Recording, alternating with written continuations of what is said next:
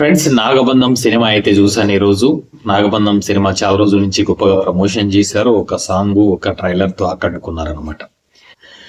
కానీ సినిమా చూసిన తర్వాత నాగబంధం అని ఎందుకు పెట్టారంటే టైటిల్ మనందరికీ తెలుసు. పద్మనాభ స్వామి దేవాలయంలో నాగబంధం అనేది ఉంది.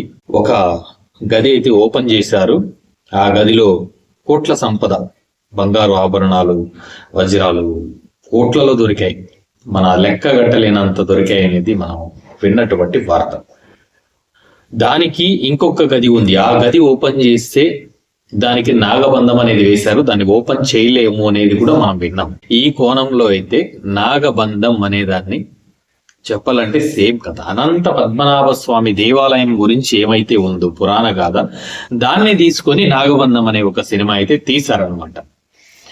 ఓకే, సినిమా విజువల్ వండర్ గా చేశారు. చూస్తుంటే ట్రైలర్ చూసి అయితే చాలా అద్భుతంగా విజువల్స్, సినిమాలో కూడా విజువల్స్ అద్భుతంగా చేశారు. కానీ అసలుదే లేదు, కథే సరిగ్గా అనిపించలేదు నాకు. అంత ఖర్చు పెట్టేవాళ్ళు 100 కోట్లు ఏమో పెట్టారంట.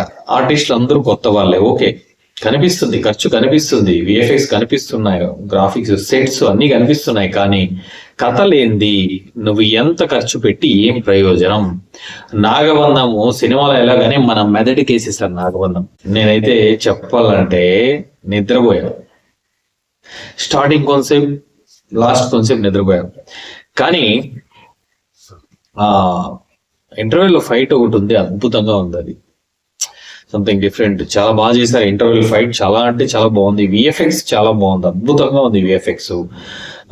తర్వాత సెట్స్ అన్ని బాగా చేశారు. బ్యాక్గ్రౌండ్ స్కోర్ కూడా అద్భుతం. ఒక సాంగ్ ఆకట్టుకుంటుంది. మిగతా normal songs, background score BGM లో ఒక సాంగ్ వస్తుంది, అది కొంచెం బాగుంది అనిపిస్తుంది. ఒక సాంగ్ అయితే బాగుంది. కానీ రొటీన్ గా తీసుకెళ్లారు కథని కొంచెం డిఫరెంట్ గా. ఎందుకంటే అలాంటి చాలా మంది ఆ ట్రైలర్ చూసిన వాళ్ళు ఏమనిపిస్తుంది, ఏదో హంటింగ్ మూవీ ఇది అనిపిస్తుంది అనమాట. మోస్ట్లీ ఒక బ్రహ్మ కమలం అనేది మనందరికీ తెలుసు. అనంత పద్మనాభ స్వామి ఒడ్డులో నుంచి ఒక బ్రహ్మం అనేది, బ్రహ్మ బొమ్మ అనేది మనకు చూసే ఉంటాం. బ్రహ్మదేవుడు కమలంలో కూర్చున్నటువంటి బ్రహ్మదేవుడు తన వక్షస్థలం నుంచి ఒక పైన కూర్చున్నట్లుగా మనకు చూపిస్తారనమాట. ఆ పైన ఉన్నటువంటి బ్రహ్మ కమలం అంటారు దాన్ని. ఆ బ్రహ్మ కమలాన్ని కొట్టేయడానికి ప్రయత్నిస్తూ ఉంటారనమాట కొంతమంది. అప్పటి నుంచి కూడా, అప్పుడు సుల్తానులు అయితే ప్రయత్నించారు, తర్వాత ప్రజెంట్ ఉన్న వాళ్ళు ప్రయత్నిస్తుంటారు ఎంతో మంది. దీని గురించే కథ తీసుకెళ్లారనమాట. జగపతి బాబు గారు అయితే ఒక మంచి క్యారెక్టర్ అయితే చేస్తారు ఇందులో. కొంచెం ట్విస్ట్ ఉంటుందిలేండి చూడడానికి. మరీ అంత అధ్వానంగా ఏమి ఉండదు సినిమా, చూడొచ్చు.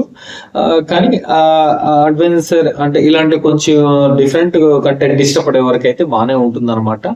కానీ కథ అనేది ఉంటే ఇంకొంచెం బాగుండేది అని అనిపిస్తుంది. కథ అనేది ఇంత పెద్ద బిగ్ బడ్జెట్ మూవీ, అంత పెద్ద మంచి మంచి విఎఫ్ఎక్స్ పెట్టుకొని ఎందుకు ఇంత సింపుల్ గా కథ తీసుకున్నారు అనేది అర్థం కాలేదు. ఇంకొకటి ఏమంటే ఆర్టిస్టులు తీసుకున్నటువంటి ఆర్టిస్టులని చాలా వరకు అయితే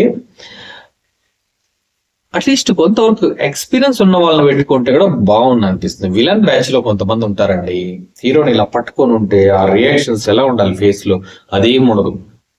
బెల్లం కొట్టుకుంటారు, ఇలా ఇట్లా కూసుకుంటారు. ఇవన్నీ కామెడీ ఫన్నీ అనిపిస్తాయి అనమాట. అంత పెద్ద సినిమా, అంత పెద్ద వర్క్ చేసినటువంటి వాళ్ళకి చిన్న మిస్టేక్స్ ఎందుకు అర్థం కావట్లేదు, అర్థం కాలేదు నాకు. అంత పెద్ద సినిమాలో మిరాయి లాంటి సినిమా చూస్తే ఏమనిపిస్తుంది? మిరాయి సినిమా ఎలా ఉంది?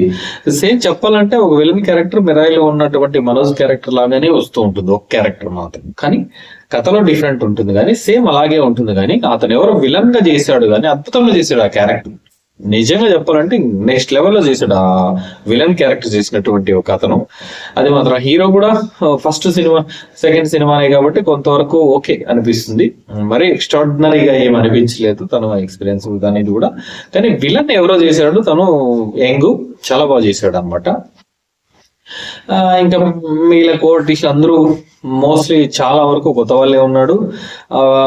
ఒక గరుడ, కేజీఎఫ్ లో ఉన్న గరుడ విలన్ ఉన్నాడు కదా, తనైతే ఒక క్యారెక్టర్ చేశాడు అనమాట, ఒక మాంత్రికుని క్యారెక్టర్ అఘోరా. తను కూడా ఓకే. ఇంకా తర్వాత వచ్చినటువంటి అన్ని క్యారెక్టర్లు నార్మల్ గానే వెళుతూ ఉంటాయి, పెద్దగా సీనియారిటీ ఎవరు ఉండరు. హీరోయిన్ మాత్రం మనందరికీ తెలుసు, నభా నటేష్. ఇలాంటి కొంతమంది తప్ప మిగతా అందరూ మదర్ క్యారెక్టర్ మీద అంతా కొత్త వాళ్ళే ఉంటారు. కొత్త వాళ్ళు ఉన్నా కానీ అనిపించదు ఎన్నో చోట్ల. కొన్ని చోట్ల మాత్రం పక్క తెలుస్తూ ఉంటుంది వీళ్ళు చాలా డల్ గా ఉన్నారు, ఎక్స్ప్రెషన్స్ లేదు ఫేస్ లో, డల్ గా ఎందుకు చేస్తున్నారని మాత్రం అనిపిస్తుంది. కానీ ఇలాంటి సినిమాని 3 గంటల చిల్లర పెట్టారు. కానీ ఓకే, బాగా ఇంట్రెస్ట్ గా ఉంటే ఓకే. ఈ కథని కొంచెం అప్డేట్ గా చేసుకున్నట్లయితే చాలా బాగుండేది అనమాట. సేమ్ తీసుకున్నటువంటి అనంత పద్మనాభ స్వామి గురించి తీసుకున్నారు, ఓకే. తీసుకున్నటువంటి కంటెంట్ అద్భుతం. అంటే ఒక లైన్, ఆ లైన్ ని వర్కౌట్ చేసింటే బాగుండేది. ఇంకా కొద్దిగా కూర్చొని ఒక టీంలో ఒకరే డైరెక్టర్ ఒక్కడే నేనే ఫైనల్ అని అనుకోకుండా, అసలు కూర్చున్నారో ఇది మనకు తెలియదు, అలా కూర్చొని గన చేసి ఉన్నట్లయితే ఇంకొంచెం అద్భుతంగా వచ్చేదేమో సినిమా అని నాకు అనిపిస్తుంది. ఎందుకంటే ఇలాంటి సినిమాలు చూసేటప్పుడు చాలా ఎక్సైట్మెంట్ గా ఫీల్ అవుతారు జనాలు. ఇలాంటి సినిమాలు మనం చూసాం. మిరాయి సినిమా, మిరాయి అనేది ఒక రేంజ్ లో వెళ్ళింది. హనుమాన్ డైరెక్టర్ వేరు, ఈ డైరెక్టర్ వేరు, కానీ దీనిపైన కూడా అంత నమ్మకంతో ఒక రేంజ్ లో అయితే సినిమాని అయితే తీసుకెళ్లారు అనమాట. ఆ విధంగా ఇది కూడా వెళ్లే సూచనలు అయితే ఉండేవి. హీరోని కూడా కొంచెం అలాంటి హీరోని పెట్టుకుంటే కూడా నాకు తెలిసి బాగానే అనిపిస్తుంది. సేమ్ రిపీట్ కాకపోయినా కొంచెం పేరున్న హీరోని పెట్టుకున్నా ఇంకా బాగున్నాను. లేదా హీరో ఓకే చేశాడు, చేయలేదని కాదు, హీరో బాగానే చేశాడు, చేయలేదని కాదు, కానీ సినిమా సక్సెస్ కావాలంటే 100 కోట్లు సినిమా పెట్టేటప్పుడు కొత్త వాళ్ళతో 100 కోట్లు ఏ ధైర్యంతో పెడతారో తెలియదు కదా. కాబట్టి అదొక మైనస్ ఉంది సినిమాకి. సినిమా పరంగా చూసుకున్నట్లయితే యావరేజ్ గా ఒకసారి అయితే చూడొచ్చు. పెద్దగా మళ్ళీ చూసేటటువంటి సినిమా అనిపించలేదు. ఇంట్రెస్ట్ గా ఏమి ఎక్స్పెక్ట్ చేయకుండా ఏదో కొత్త వాళ్ళతో సినిమా అనే మైండ్ లో పెట్టుకొని వెళ్ళి సినిమా చూస్తూ ఉంటే బాగుంటుంది. అంతేగాని మనం ఎక్స్పెక్టేషన్ పెట్టుకొని ఆ ట్రైలర్ చూసి ఎక్స్పెక్టేషన్ పెట్టుకొని సినిమాకి వెళ్తే మాత్రం మైండ్ దొబ్బేస్తుంది ఖచ్చితంగా. కాబట్టి ట్రైలర్ చూసి ఎక్స్పెక్టేషన్ పెట్టుకోకుండా నార్మల్ ఒక సినిమాగా వెళ్ళి మీరు చూసినట్టయితే ఖచ్చితంగా ఈ సినిమా మీకు ఇష్టం అవుతుంది, నచ్చుతుంది. కానీ ఇవన్నీ మైనస్లు, ఇవి చిన్న మైనస్లు ఏవి లేకుండా అవన్నీ కొంచెం సరి చేసుకొని ఉంటే నెక్స్ట్ లెవెల్ సినిమా అయ్యేది. కానీ ఏం చేయలేం కదా. తర్వాత సినిమా అయిన తర్వాత కూర్చొని టీం మొత్తం మళ్ళీ చూసింటారు, దాన్ని సరి చేసుకొని అంటే ఇంకా బాగుండేది. వాళ్ళు ఎందుకు తప్పు చేశారో తెలియట్లేదు. మొత్తానికైతే ఒక విజువల్ వండర్, విఎఫ్ఎక్స్ లో ఎటువంటి మనకి సందేహం లేదు. అంత బాగా అంత క్లారిటీగా చేశారు. ఆ లాస్ట్ లో వచ్చి ఆ పాము మాత్రం కొంచెం వరకు మనకు అనకొండలో చూపిస్తారు. పాము న్యాచురల్ గా అంత న్యాచురల్ గా అయితే ఉండదు. ఇది నార్మల్ గా విఎఫ్ఎక్స్ పాములు లాగానే ఉంటాయి. ఆ పాములు తప్ప మిగతా మొత్తం అన్ని బాగున్నాయి. ఆ ఒక్క పాములు తప్ప మిగతా అన్ని అద్భుతంగా ఉన్నాయి. ఆ వరకు నీకు హిమాలయాస్, ఆ ఫైట్లు, ఇవా చూపించేటటువంటి ఆ లోయలు అన్ని అద్భుతంగా ఉన్నాయి. మనకు ట్రైలర్ లో అయితే చూసాం, ఏదో హాలీవుడ్ సినిమా రేంజ్ లో అనిపిస్తుంది అన్నమాట. ట్రైలర్ చూస్తే సినిమాలో అలాగే ఉన్నాయంటే చాలా బాగుండేది. చాలా మంది నా ముందు వెనక కూర్చున్న వాళ్ళంతా డిసప్పాయింట్ అవుతూ ఉన్నారు, నేను గమనిస్తూ ఉన్నా సినిమా చూస్తూ. అలాంటి పరిస్థితి సినిమాకి చాలా పెద్ద మైనస్ అని అనిపిస్తుంది. చూద్దాం సినిమా ఎలా ఉండబోతుందో. అలా అనేసి సినిమా వెళ్తుందో వెళ్దానో మనం డిసైడ్ చేయలేము. ఏ సినిమా ఎప్పుడు ఎలా వెళ్తుందో చెప్పలేము. నచ్చచ్చు, అందరికీ కూడా నచ్చేయచ్చు, కొంతమందికి నచ్చచ్చు, నచ్చకపోవచ్చు, మొత్తం అందరికీ కూడా నచ్చేయచ్చు కొన్ని సినిమాలు. చూద్దాం. సినిమా అయితే బాగుంది, ఒకసారి చూడండి, ఒకసారి చూడొచ్చు, ప్రోత్సహించాలి. ఈ రోజు ఆ రేంజ్ లో వచ్చిందంటే నెక్స్ట్ లెవెల్ కి ఇంకో సినిమా చేయగలరు అతను. ఎందుకంటే కొత్త డైరెక్టర్ ఈ రేంజ్ కి చేశాడంటే నెక్స్ట్ సినిమా అనేది కొంచెం పెంచుకుంటాడు తన నాలెడ్జ్ ని, తన వర్క్ ని పెంచుకుంటే ఇంకా అద్భుతమైనటువంటి సినిమాలు తెలుగులో చేస్తాడని ఒక నమ్మకం అనేది అనిపిస్తుంది దాన్ని చూసిన తర్వాత. Thank you so much. Video నచ్చినట్లయితే ప్లీజ్ లైక్ చేయండి, షేర్ చేయండి, సబ్స్క్రైబ్ చేయండి.